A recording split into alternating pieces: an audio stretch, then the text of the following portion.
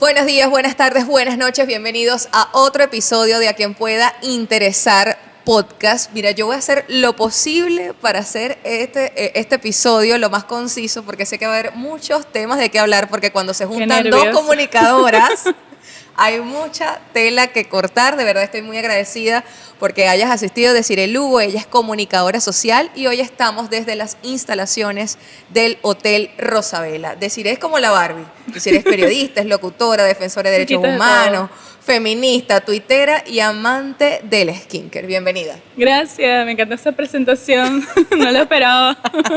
Barbie Desiree. Mira, y amo cómo Desiree se hace viral de una manera tan genuina y única. O sea, ella ayer simplemente colocó y que, ay, mira, vi este truco en TikTok, me pareció chévere, y de repente 24K de impresiones, todo el mundo preguntarte. No, yo literalmente dije, voy a silenciarlo. La última vez que revisé tenía como 5 millones de impresiones. No, demasiado. Y yo, sí, no tengo tiempo para estar viendo todo esto. Y sin embargo tienes mucha paciencia, porque yo vi cómo se dedicó a responderle a cada persona, porque las personas preguntaban algo que ya ella había respondido, que era obvio, y Desiree se dedicó a responderle a cada uno y que aquí está la respuesta, aquí está la respuesta. Yo amo el community manager de Desiree. Pero después dije, no, suficiente, que lo busquen. Que lo busquen, que lo busquen. Miren, Desiree tiene todas estas facetas. Y dentro de las principales es la comunicación social. De todas estas áreas, porque la comunicación social es tan amplia, ¿con cuál te sientes más identificada? Ay, con todas, porque es que para mí todo lo que yo hago es como transversal. Porque el activismo no es como que yo sí estoy en marketing y desaparece mi lado activista, no. Y tampoco es como combina que todo. hago como activismo y desaparece la comunicación. O sea, siempre está todo como mezclado de alguna forma u otra. Entonces, uno de mis mayores problemas es que siempre me dicen, tienes que definirte o especializarte en algo, y no, es que a mí me gusta todo. Yo soy la Barbie. Yo quiero hacer puedo todo. Todo me gusta, todo me encanta, todo me apasiona, entonces es como todo es transversal. Claro, pero has estado en diferentes facetas. ¿Por cuáles has pasado? Si nos cuentas un poquito. Ok, a ver, yo he hecho radio, he trabajado en marketing, en redes sociales hace ya mucho tiempo. Doy clases, hago activismo, voluntariado. La oratoria. Doy clases de oratoria también. Y he pasado por un montón de facetas desde antes de la universidad.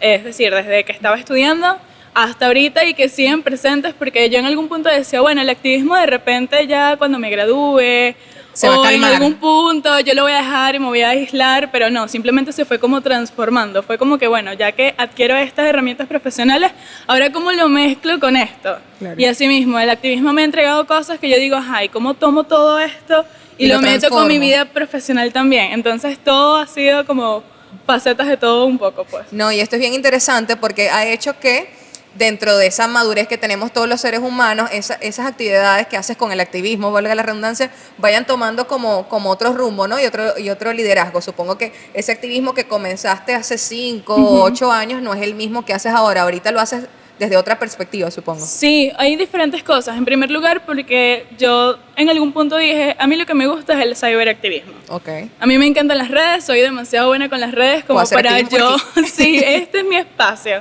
Incluso yo empecé a hacer activismo, fue así. Y en algún punto como que tratamos de llevarlo a lo presencial, y no es que lo presencial no funciona, pero cada quien tiene algo que le gusta, y a mí las redes me apasionan demasiado. O hay gente que se siente segura allí también. Sí, entonces las redes a mí me apasionan demasiado, y siento que tengo como una capacidad de comunicarme muy fácilmente, entonces ¿por qué no aprovecharla para todas las cosas que hago, no? Sí, yo recuerdo en alguna oportunidad, creo que ahorita no lo tienes en tu biografía, pero en algún momento tenías susceptible a sentir muchas cosas. Sí. Y yo recuerdo que Desiree era de las primeras tuiteras que comentaba cosas o hablaba de cosas de las que la gente normalmente no habla. Y yo creo que eso es lo importante, cuando tú marcas esa diferencia, y en el activismo es así, empiezas a hablar de temas de los que los demás o no saben, o no están conscientes, o no le prestan tanta atención y dicen, oye, sí, o sea, voy a voltear la mirada hacia esa situación. Por ejemplo, hace poco vi una publicación en la que mencionabas qué hacer si una amiga está en una situación de violencia de su pareja. Y me parece súper interesante porque, bueno, esta pregunta la tenía más adelante, ¿no? Pero me parece muy interesante porque a veces vemos el tema de la violencia de género, la mujer que está casada y tiene 2 hijos, ok, ese escenario existe. Pero también la violencia está en noviecitos de 15 años. Y a veces no lo vemos, no, ellos son noviecitos, qué lindo, sí, puede ser una etapa muy bonita, pero también puede ser una etapa muy dura. Y cómo las mujeres podemos salvar a otras. Eso, incluso este año, para aproximadamente abril y mayo, estuve dando una charla sobre noviazgo sin violencia hacia adolescentes. Y una de las cosas que más llama la atención, estamos hablando del rango de edad, iba entre los 13 a los 16 años. Y cuando hacíamos el checklist como de características de relación de violencia, Red flag. la mayoría se identificaba ya sea porque la habían vivido o porque conocían a alguien que estaba en esa situación. Entonces te das cuenta de que, hey, y más allá de yo tener las herramientas, es ¿qué hago si tengo una amiga en esta situación? Porque en muchos casos la gente como que me escribe y me dice que mi amiga no lo ve y yo la no sé quiero qué salvar. hacer. Ella no se da cuenta. Porque en Y la muchos puedes casos, alejar. en muchos casos tenemos como esta perspectiva. Yo incluso a veces no hablo como de relaciones con violencia porque yo sé que cuando ven la palabra violencia la gente hace, uy, no, yo no. Esa no es mi caso. Mi relación es tóxica pero no es violenta. Y yo, bueno, una relación tóxica. Sí. Nos ¿Sabes? amamos, nos peleamos, Sí. nos arreglamos. Entonces es como que, bueno, aprender a identificar esas cosas y facilitar principalmente ese proceso, porque es lo más complejo. Nadie quiere tener una relación que al lado lleve como apellido la palabra violencia, ¿no? Y nadie quiere hablar de eso, porque es como que, sí, hay gente que cree que si no habla del tema no sucede. Eso. Y más bien hay que hablarlo para que la gente lo sepa Eso. identificar. O en muchos casos creemos como, mira, eso es de ellos dos, eso es un problema de pareja.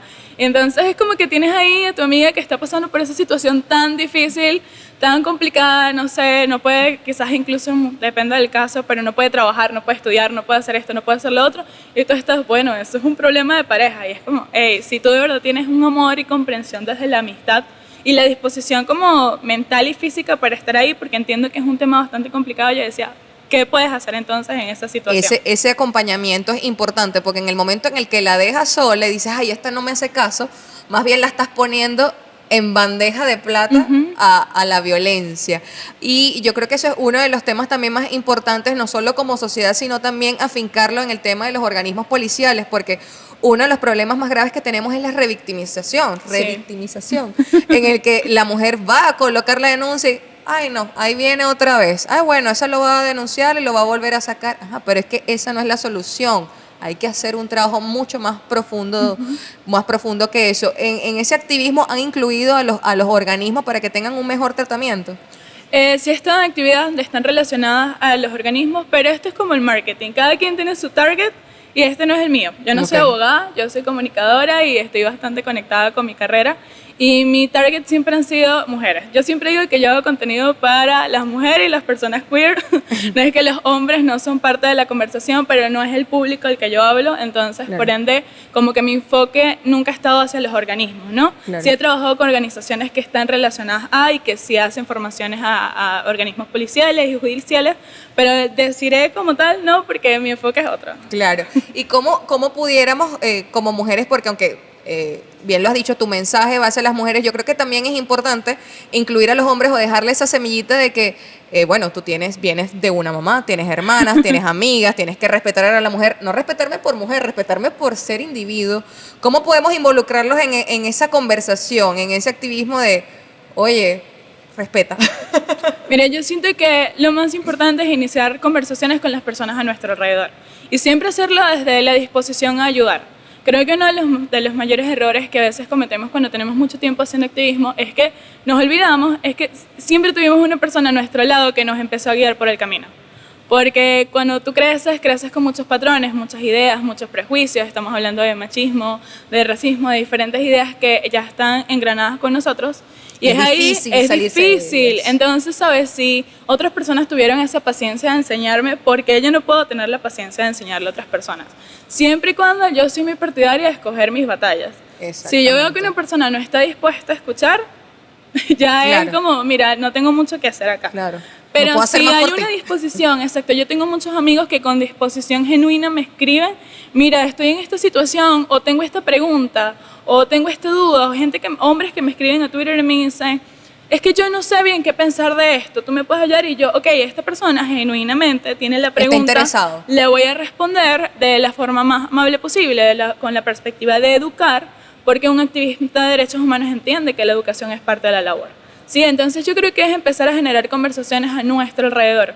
Es básicamente ¿sabes? Sentarte con ese tío, ese primo, esa hermana y decirle, hey, ¿tú crees que a esa muchacha le gusta que tú le grites cuando pasa por la calle? ¿Cómo crees que se siente? Es simplemente hacer las preguntas. ¿Cómo tú te sentirías si te lo hicieran? ¿Cómo tú te sentirías? ¿O por qué te sentirías mal si fuera tu hija, pero no te sientes mal cuando es otra persona? ¿Sabes? Empezar a hacer esas preguntas y generar conversaciones a nuestro alrededor, yo creo que es importante. Igual para los hombres, escuchar a las mujeres a nuestro alrededor. O sea, yo no te digo que te vayas y te metas a YouTube y empiezas a aprender sobre feminismo teórico. No. Yo solo... Involúcrate un poco. Involúcrate, pregunta, analiza tu contexto.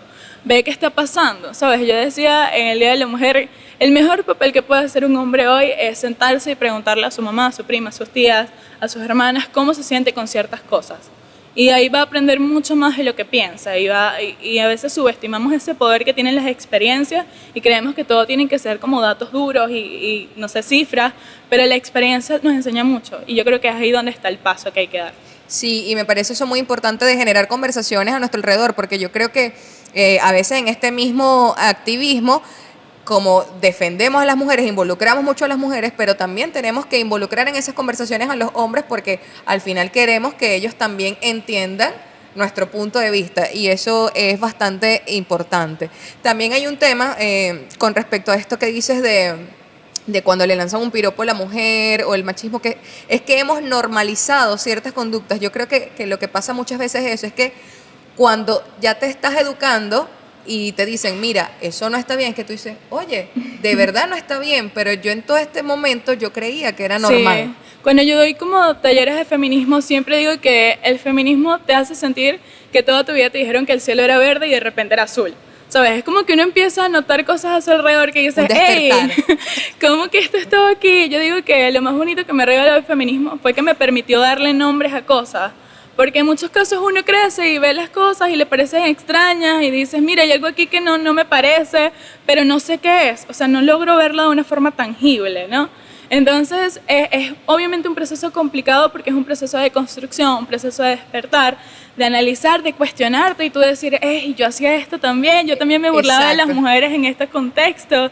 Como que, wow, ¿cómo yo hacía esto? Y reconocer ahora no. Que tú también cometías esos errores. Eso, y cómo ahora me he transformado o he aprendido cosas nuevas, herramientas nuevas que me permiten crecer y ver el mundo de diferentes formas, ¿no? Sí, y yo creo que eso es un constante aprendizaje. Por ejemplo, en mi caso particular, yo siento que muchas mujeres tenemos el machismo en nuestra experiencia, en nuestro entorno, a veces en nuestro comportamiento, en nuestras expresiones, y a veces a mí misma me pasa que digo algo o actúo de cierta manera y digo, o sea, estoy opinando, faltándole respeto a una mujer porque, bueno, esto lo aprendí, es una conducta aprendida, es algo que he visto, pero realmente es una conducta machista. Y no es porque yo quiera hacerlo, sino que es algo que ha venido... Exacto, es parte ya de lo que has visto toda tu vida, entonces es difícil... Y crees que es normal. Exacto, es difícil que de un día para otro digas, no, ya no. Eso es difícil, es imposible. Realmente pueden pasar hasta 20 años y tú vas a decir, me di cuenta que lo que hice ayer no estuvo tan correcto. Sí, pero lo importante es reconocerlo. La otra vez yo veía un video, hay un comediante que me gusta mucho, que es Nanutria, es venezolano, está en Argentina, y él decía que los venezolanos tenemos la cultura del chinazo muy arraigada, lo cual es cierto. Entonces él decía que cuando llegó a Argentina y se dio cuenta que él todo lo que pensaba era un chinazo, y obviamente los argentinos por diferencia cultural no los entendían, él se puso a pensar y dijo, oye, realmente esto no está bien, no está normal que yo de cada cosa le busque un doble sentido. Esto es algo muy venezolano y yo lo quiero cambiar y quiero seguir haciendo humor sin utilizar los chinazos. Y yo después que vi ese espacio y dije, oye, es verdad, qué buena reflexión, que él mismo se haya dado cuenta que él cometía ese error en su chiste y él quiera cambiar ese patrón de conducta. Entonces, yo creo que lo más importante es eso, cuando tú empiezas a reconocer y decir, esto no está bien, lo tengo que cambiar si yo quiero que los demás lo mejoren, porque no puedo decir, quiero que tú lo cambies, pero yo voy a seguir igual. Eso, y creo que también cuando tú empiezas a notar que ese tipo de cosas también te pueden hacer crecer, por lo menos cuando hablabas del caso de los hombres y cómo se pueden involucrar, es que cuando el hombre empieza a identificar cosas que lo pueden generar beneficios, por así decirlo, dentro del feminismo, es que empieza a conseguirle más sentido. Por ejemplo, ahorita se habla mucho de la masculinidad positiva, se habla de cosas que pueden ir desde los hombres pueden llorar y nadie va a decir que es menos hombre por eso, hasta el hombre tiene derecho a integrarse a la paternidad y a ser parte de su hijo, ¿sabes? Claro. De sus hijos. Porque en muchos casos creemos que... No estás ayudando a tu esposa, es tu deber. Es tu deber. Y entonces cuando tú empiezas a entender que el hombre puede tener un papel activo en estos espacios o puede expresar sus opiniones o tiene derecho a simplemente ser y que nadie te cuestione tu masculinidad solo por eso, yo creo que empiezas a tener un nivel de libertad que antes no tenía y por ende se empieza a sentir más identificado quizás con el mensaje. Y hasta tienes más seguridad como hombre porque dices, yo puedo hacer, yo puedo llorar, puedo ayudar a mi esposa, a mi mamá y eso no me quita o soy menos hombre por eso. Exacto. Sí, ¿en qué punto de tu vida o de tu camino te diste cuenta que querías tomar el camino del activismo? ¿Fue en la universidad? ¿Fue después graduada? ¿Fue mucho antes? Ay, esa es una pregunta muy compleja. Yo siento que soy feminista, yo siempre cuento esto como chiste, por flojera. Porque yo no entendía por qué mi hermano no tenía que lavar los platos y yo sí. ¿Por qué? Porque él sí y yo no. Entonces... Y cuando uno pide esas explicaciones, las explicaciones son sí, como que porque sí. Pero porque él no puede, yo tengo que hacerlo, ¿no? Y ya a medida que fui creciendo, yo fui una niña muy expuesta a internet. Y a través del internet empecé a conectar con muchos mensajes antirracistas y feministas.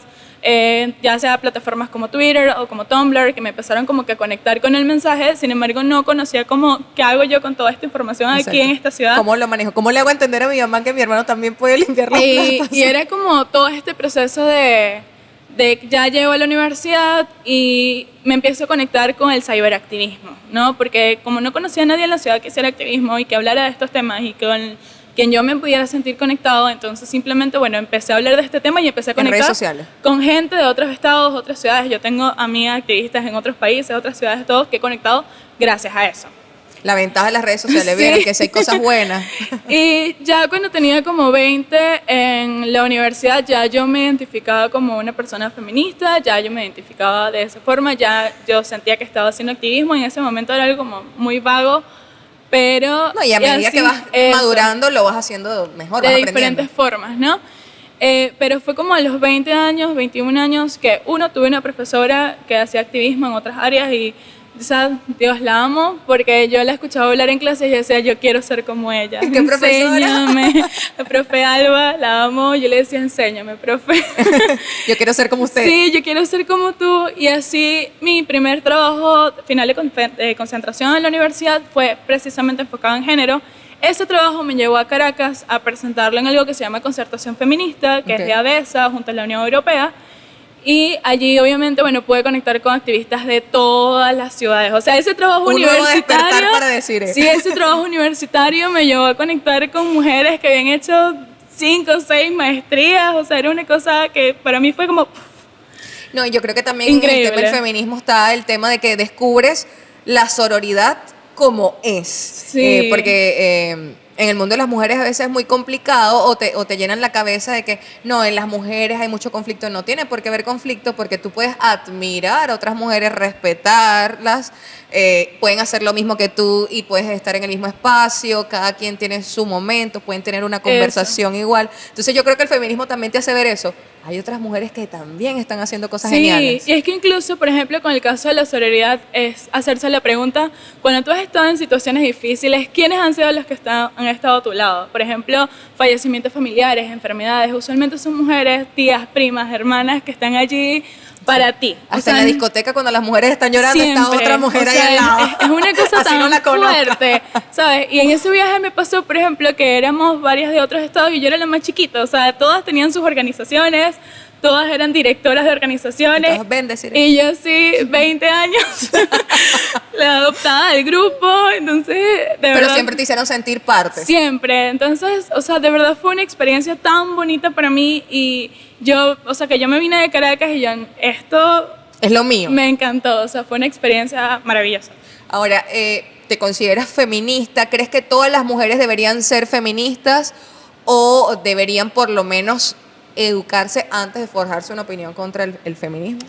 Yo tengo la perspectiva de que cualquier persona que crea que todas las personas merecemos igualdad en oportunidades y derechos, somos feministas. Incluso hombres. Incluso hombres, todas las personas que tengamos esta perspectiva, porque es que el feminismo va más allá de una ideología, también es una creencia de sistemas sociopolíticos, ¿no? Entonces, cuando tú entiendes que ya con el hecho de tú creer que, bueno, todos merecemos un trato igualitario, todos merecemos igualdad de derechos. De condiciones, claro. Entonces, yo antes decía, no, tienes que formarte, pero realmente el feminismo también te ayuda a entender que no todas las personas tienen las condiciones para aprender de ciertas cosas. O sea, como tú le dices a la señora que es ama de casa, pasa todo su día ocupado trabajando y eso, no tienes que estudiar teoría primero. ¿En qué tiempo? Claro.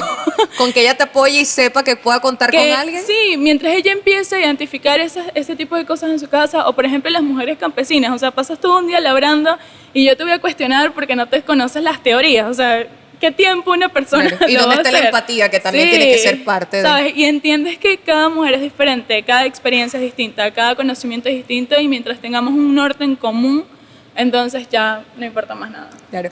¿En qué punto consideras que pueda considerarse extremo el feminismo? Que pase un punto en el que digas, ok, eso no es feminismo. Es que eso es un tema muy complejo, porque dentro de todas las ideologías hay extremos, ¿ok? Eso no es solo algo que puede pasar en el feminismo. Entonces yo creo que eso va a depender mucho de la perspectiva de lo que nosotros podamos considerar algo extremo. Y entender que... Encendieron las luces en el Hotel Rosabela. Y yo, ¿qué pasa? Hay luz, hay luz. Y yo soy partidaria antes, tenía como esta perspectiva de no, si hace eso no es feminista, no, más bien es como reconocer que hay feministas que pueden tener actitudes violentas y bueno, es simplemente que ellas también pasen por ese proceso de construcción. Sí, porque el feminismo no es algo homogéneo, es algo heterogéneo, todas las mujeres somos diferentes. Tú y yo estamos sentadas aquí y estoy segura de que tenemos prioridades diferentes con respecto a lo que debería ser, no sé, el trato de las mujeres en la sociedad o cómo se debería dar, ¿no? Entonces, mi perspectiva con eso es que el tema del extremo es realmente bastante subjetivo, es bastante complejo y creo que pudiésemos hacer otro podcast completo sobre eso. Completamente, sí, y también lamentablemente puede suceder que hay personas que tomen la bandera del feminismo de manera inadecuada, así como pasa con las religiones y con la política y dicen, no, esto y porque esto yo lo hago porque soy feminista. Ok, eso tú lo haces porque es una actitud tuya, no tiene nada que ver con el feminismo. Porque tú eres una mala persona, o sea, eso no tiene que ver si tú eres feminista o no, o sea, si eso es porque tú eres una mala persona y ya. Y ya. Ahora, ¿cómo crees que se pueden educar a los medios o líderes de grupos para que sean más inclusivos y que acepten el feminismo o que por lo menos acepten tener una perspectiva de género un poco más empática? ¿Cómo los podemos educar o guiar? Yo creo que lo primero es, o sea, a ver, hay dos cosas. Lo primero es que estas personas tienen que abrir sus mentes a aprender de ciertos temas. Y lo digo por experiencias, a veces cuando tratas de tocar estos temas con los medios o con directores y ese tipo de cosas, es como, uy, no, yo no quiero eso aquí. O hubo alguien que me dijo, a mí nadie me va a enseñar cómo hacer periodismo. Y yo... Ok, todos aprendemos todos los días. Ok. Y yo, disculpa, pero sí siento que algo que he aprendido es que cuando lo haces también desde la perspectiva de, mira, yo soy comunicador, yo entiendo lo que tú haces, entiendo que no quieres escribir con la X, pero el lenguaje inclusivo puede ser de otras maneras. Exacto. Sí, y lo podemos buscar un punto medio que nos funcione a ambos y claro. Listo. Bueno, y lo primero es querer que esa persona quiera, porque entonces tampoco lo puedes obligar. Eso, pero cuando tú empiezas con las cosas más pequeñas, porque es como empezar a entender, mira, diversifica tus fuentes, porque solo entrevistas a hombres, empieza a entrevistar a mujeres también, hay mujeres expertas en este tema. Entonces empiezas a incluir en tus conversaciones o cuando hables de estos temas, mira, prioriza que hayan diferentes puntos de vista con respecto a esto. Yo creo que va a ser mucho más fácil iniciar la educación cuando empiezas como de lo chiquito. Sí, o hay contextos que no son necesarios en ciertas noticias porque a quién le importa cierta condición o cierto escenario en alguna noticia que no beneficia en nada a la víctima, sino que lo que hace es ponerla en un peor lugar. Exactamente, ¿sabes? Entonces cuando tú empiezas como por lo pequeño y empatizas de entiendo tu situación, yo también soy colega, yo entiendo lo que estás viviendo, las dudas que puedes tener, vamos a sentarnos y aclararlas. El año pasado estuve en un taller enfocado justamente a periodistas y me di cuenta de que habían demasiadas preguntas, o sea, habían tantas preguntas y tú decías, me parece tan grave que estés cubriendo este tema todos los días y no sepas. Y no sepas, porque el problema no era que habían preguntas, era que cuando empezabas a responder la pregunta, si no le gustaba la respuesta, no te escuché más. Y es como... Entonces, ¿querías saber? o qué querías hacer exactamente. O querías que te respondiera lo que tú querías. Sí, entonces ahí está como el mayor reto, ¿no? Cuando tú... hacerles entender que tú no le vas a forzar a hacer las cosas de una forma, sino que, bueno, todo tiene un propósito, todo tiene un fin y que tú lo puedas empezar a internalizar de esa manera va a ser más sencillo. Sí, y yo creo que es importante que utilicemos las redes sociales para tocar estos temas, ya que, bueno, es difícil, es incómodo o no encontramos a veces el momento porque no vamos a estar en el cumpleaños del abuelo y que sabes que es el ciberactivismo. Exacto. Pero entonces desde las redes sociales, bueno, intentar educarse y manejar estos temas y si no, bueno, Eso. está Desiree y está en sus redes sociales. Desiree, ¿tú haces capacitaciones en esto o puedes hacer una visita en alguna oficina o algo para dar este tipo de charlas? Sí, claro. Yo he trabajado en conjunto de compañeras donde hacemos capacitaciones en temas de género para equipos de marketing, comunicaciones, equipos de periodistas, que les permiten entonces entender cómo incluir la igualdad de género a lo que hacen en su día a día, porque como digo, esto es algo que es transversal y sin que se vea como sacrificado todo el tema de, ay, quiero que esto igual pegue o quiero que igual funcione. Eso se puede hacer, o sea, por eso existe el periodismo con enfoque de género, por eso existe el marketing con enfoque de género y es simplemente ver cómo podemos hacer pequeños cambios que ayuden a que, bueno, tomemos responsabilidad de ese mensaje que llevan los medios de comunicación. Y que a veces se hacen de forma inconsciente. Y que se hacen de forma inconsciente, donde en muchos casos ponemos más bien la balanza hacia el otro lado en vez de ayudar a que el mundo sea más igualitario, que se respeten los derechos humanos, sino que también nos volvemos como parte de esas personas que están violando los derechos humanos, ¿no? Oye, yo quedé encantada con esta conversación. Mira, podemos hacer capítulo 2, capítulo 3. Pero lo mejor es que ustedes contacten a Desiree, la sigan en sus redes sociales, vean si pueden llevar una capacitación a su equipo de trabajo. Y para cerrar, porque siempre hago como unas preguntas personales. Unas preguntas personales. Y es que, ¿cuál es el hobby de Desiree? Un pasatiempo, algo que hagas en tu tiempo libre que no tenga que ver con trabajo. Dormir. Ah, ok, muy bien. O ver series malas de Netflix, pero no series buenas, malas. Es verdad, sí, Lo te peor cuentas de eso. Netflix, eso es lo que yo veo. O sea, que lo que recomienda Desiree no hay que verlo. Bueno, depende, si también te gustan las series malas. Puede ser, puede ser. ¿Una comida favorita? Yo soy paladar niño de 12 años, los nuggets con papas fritas. Es verdad, una vez salimos y eso fue lo que pidió. Sí, es verdad, es verdad. Esa es mi comida. Es verdad. Mire, y saben que del ciberactivismo y todo lo positivo de las redes sociales, ¿no? Que se puede usar para esto y para también hacer amistad. Yo creo que Desiree y yo nos conocemos de redes y bueno, luego porque nos vimos en la ciudad. Una vez queríamos ver un lugar nuevo en la ciudad y, ay, ¿con quién ir y tal? Bueno, yo voy a ir, yo quiero ir y tal. Y fuimos y ya, entonces para que vean que las redes sociales siempre dan sus frutos como este capítulo del podcast. ¿Un género musical, canción favorita, un artista favorito que tenga Desiree? Ay, esa pregunta es muy difícil. Escucha de todo. Sí, mi canción favorita ahorita es Supercut de Lorde. Okay. Que me encanta Lorde, me encanta Melodrama, que es su penúltimo álbum y bueno, esa es. O sea que es por temporada. Sí, por año. Depende de lo La que época. sea, escucho algo diferente. Fino. ¿Una frase favorita o una frase que siempre utilices? Una frase favorita es una frase que siempre utilizo. Yo creo que algo que siempre digo es como fake it until you make it. O sea, actúatelo hasta que te lo creas. Esa es mi frase para todo, es lo que aplico en mi día a día y bueno, creo Un que mantra. ese es mi mantra. Buenísimo. Bueno, encantados de haber conocido un poco más de Desiree, tus redes sociales. @soy Desiree Lugo en todas las redes sociales. Perfecto, muchísimas gracias. Espero que puedan ver este episodio. No olviden suscribirse y nos vemos en el próximo. Hasta luego. Chao. A quien puede interesar fue presentado por Hotel Rosabela, Doctora Lorenya Calzadillo, Santos Bar en la Torre Loreto de Puerto Ordaz, Jorly Zarzola, tu acompañante en Bioneuroemoción, Dolls Beauty Spa en la 303, Kelvin Hernández, diseñador gráfico, Primicia Comercial, Tomás 58, Industria Visual, Iván Romero, Mago Publicidad y Mercadeo plantando ideas, Conomanía porque un buen día comienza con buena comida, Lalish Skin,